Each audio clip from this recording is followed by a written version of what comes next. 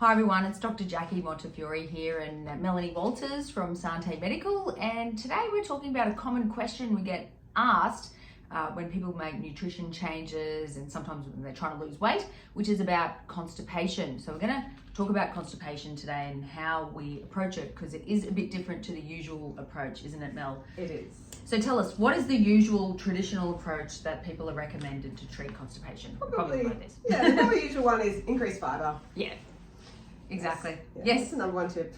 It is. Which it pretty much is. There is some merit in increasing fibre for most people. Yeah, there is. But like a lot of things in nutrition, there are some limitations to just using that alone as the only piece of advice. And I've seen a really interesting graphic that shows a traffic jam, and adding more traffic to the traffic jam doesn't actually help the traffic time. Very true. And it's the same in the bowel. I've seen that one too. We've sort of been overloaded in the bowel, things aren't moving. Adding in extra roughage and fibre isn't always the best thing to do. So we use a bit of a different approach here.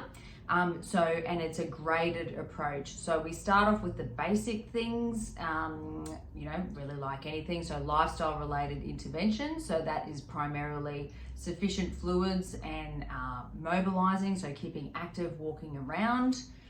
Anything to add for that one? For some people, those are the two that really are the key problem. They're not drinking enough water and they're too sedentary. So addressing those two issues can be enough to get some people moving if it's not a major problem. Exactly. So that's a very obviously low risk intervention. So we start with that.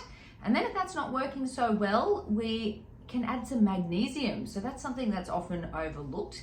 But the reality is most adults, I think we can safely say, have an element of magnesium insufficiency. So most of us, and especially if there's some insulin resistance happening, are also low in magnesium, because magnesium uses insulin to get into the cell. So most of us can benefit from some form of additional magnesium, and then it can also help the bowels. So what's the best form of magnesium to have for the bowels? It's magnesium oxide. Yes. Yeah. So because it's not as well absorbed as some of the other forms, so in this instance, that's the best one that is actually going to get to your bowel and help with that transit time. Yeah, exactly. So we can choose the form of magnesium depending on what we're trying to treat. So if we are wanting to use magnesium for more of an internal issue, like to help with sleep or blood pressure, then yes, we want a form that is well absorbed. So citrate or glycinate would be better forms there. But look, I think it doesn't really matter though all that much. And people get really caught up on what form of magnesium. Generally, we want to try and aim and gradually increase the doses when we're using magnesium to treat the bowels. And you could split it up into 2 doses, and that just can help get the bowels moving. And we have to remember, if anyone has had a colonoscopy, using a magnesium drink is often an initial part of the prep that we use to prepare for the colonoscopy. So it gets the bowels moving. So we know that. So yeah, magnesium can really help. Another thing we'll often get people to do is adding in some fat. So in kids, to treat constipation, we often use Parachoc. So it's a liquid paraffin. So that's lubricating the stool. Yet in adulthood, we often forget about that as a modality to treat the bowels and to treat constipation. So I often get people to use some MCT oil, and we know coconut oil is a rich source of MCT. So medium chain triglyceride, and that tends to help with the bowels, get the bowels going. But we're basically just trying to lubricate the stool there. What are your thoughts, Mel? Yeah, I think that's a really easy one as well, because it's just easily available in the supermarket. You can just take a tablespoon a day, and you can either take that as a medicine, or you could use it on your salad dressing, or even to cook with, and that can have the same effect.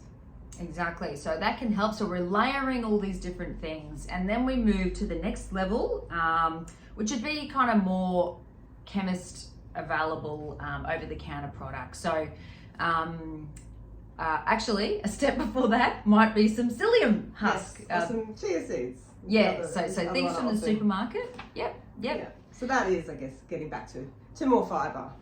Yeah. In that sense. But I find chia seeds really good. I think they have a bit of the fat and the fibre effect. Exactly. And then when we're talking fibre, then there's a few more layers with that. There's the soluble and the insoluble fibre. So I think chia seeds probably have both sorts of fibre, so they'll have a decent amount of soluble fibre as well as the, you know, the roughage or the insoluble fibre. And so that again draws water to the bowel and just makes the stools easier to pass. Also thought to be good for gut health and that sort of thing. So yep, psyllium husks and chia seeds, and then we move on to the over-the-counter products from the pharmacy. And so that would be your things like your Movicol, Coloxal and Senna, and that sort of thing. And so Movicol is another product that will draw water into the bowel. Coloxal and Senna can help as well. Senna though is a bowel stimulant, isn't it, Mel? Yeah. And so we don't want to overdo that, the stimulating the bowel, because that can in the long term cause more problems. But you know, if you're really stuck, you know, absolutely, you know, legitimately speaking, then yeah, certainly having some of those over-the-counter products from the chemist can help as well. So hopefully that will help get the bowels moving. Any final thoughts, Mel? I think it's good to work on the earlier stages to try and prevent it getting to the Movicol kind of stages if possible. Exactly. That's the thing to focus on. Once things start to slow down a bit, looking at those earlier steps and seeing what you can do there to get things moving. Absolutely. Like anything, prevention is better than cure, and it's always easier to be ahead of the game with the bowels rather than trying to play catch up. Definitely. So that's our report on constipation. We look forward to seeing you again soon. Bye for now.